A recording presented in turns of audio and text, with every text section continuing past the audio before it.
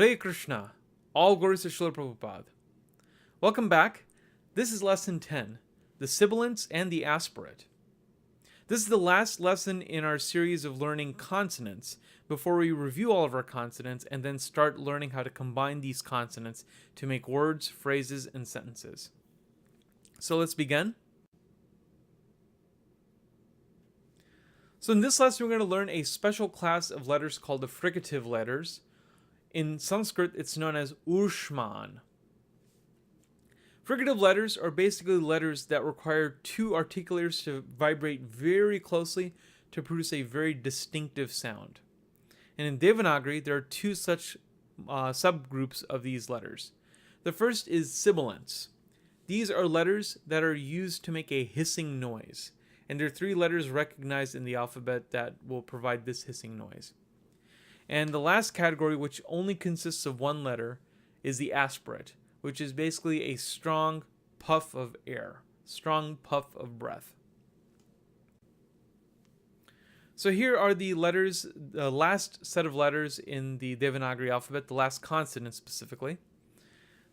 You have sha, which is the palate-based sibilant. You have sha, which is a retroflex sibilant. And you have sa, which is a dental sibilant. Notice the three sibilants make a hissing noise. Shh. These all make a hissing noise. And then finally, the category of its own, the aspirate, is ha. So let's begin with this letter, sha.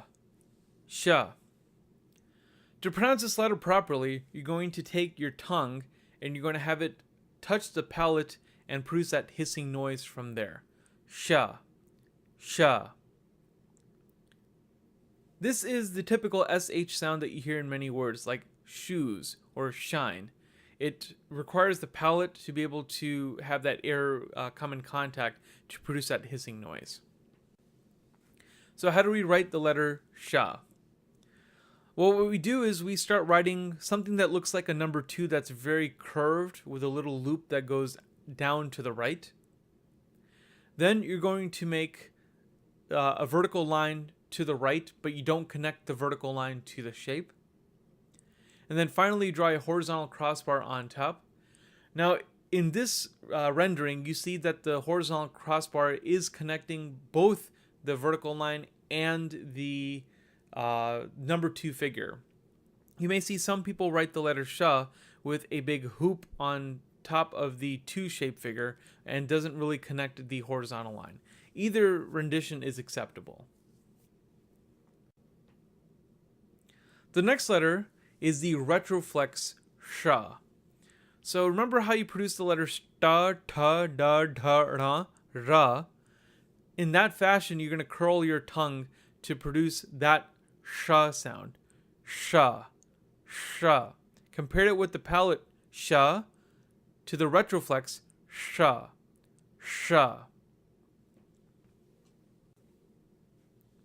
To draw the letter sha, you're going to start off by basically drawing the letter ba. If you notice the first 3 pictures in this diagram, you'll see that this is exactly the same letter as ba.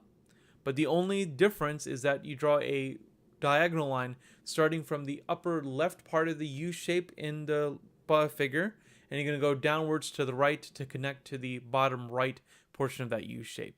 And that is how you draw the letter sha. And as I will rightfully mention, this can be confused with the letter ba. The only differentiating factor is that the letter ba has no slash in the middle of the U shape, whereas the letter sha does. And the last of the sibilants is the letter sa. To produce the letter sa, what you do is you take your tongue and you have your tongue meet just barely before your teeth and let air flow to get the hissing noise sa. To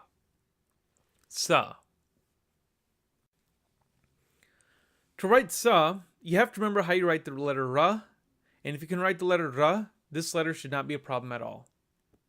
What you do is you write the letter ra, and then to the right, you're going to write a vertical line, but you're going to leave a considerable gap between the ra and the vertical line. You're going to connect the ra and the vertical line using a horizontal line from the bent point of the ra shape to the vertical line. And of course, you connect both figures with a horizontal crossbar on top. I did this when I drew the slide. I put the horizontal crossbar first, but you can always put it at the end. You don't necessarily have to put the crossbar at the end, but I usually tend to put it at the end, but in this one I put it earlier on. As far as pronunciation for this letter is concerned, it is the same as in English. So words like sing, it's the same pronunciation, sa. And finally, our very last letter of the Devanāgarī alphabet is the letter ha. Ha. This is an unhindered breath that is coming out. There is no stops. There is no use of your tongue.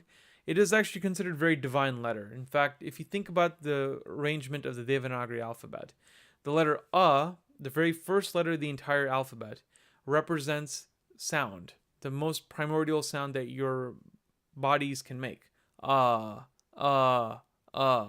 does not require you to stretch your mouth or do anything unique. And the last letter of the alphabet is just the sound of vital life, the sound of air, the sound of breath that a human can make. So that is the letter ha. In terms of pronunciation, this is one of the few letters in Devanāgarī where the pronunciation of the letter is more aspirated than that of the English language. So in this one, your ha is going to sound a little more forceful than the ha in English. So to write the letter ha, you're going to first draw a small vertical line. Then you're going to draw a horizontal line to the left, which kind of curves in.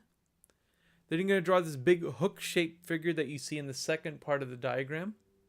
And then finally, you connect it with a horizontal crossbar. So to review what we learned in this lesson, we learned the sibilants, sha, sha, sa, and the aspirate, ha. This concludes lesson 10, and this also concludes the Devanāgarī alphabet. So in the next lesson, we're going to review all of the letters of the alphabet before we move on to more advanced things like writing words, sentences, and phrases. Thank you very much for your attention. If you have any questions, please feel free to write comments down below, and I'll try to answer them as efficiently and quickly as possible. Or you may use kksongs.org and contact me using the contact feature on the website. Thank you very much, and I look forward to meeting you in lesson 11. Hare Krishna, all glories to Srila Prabhupada.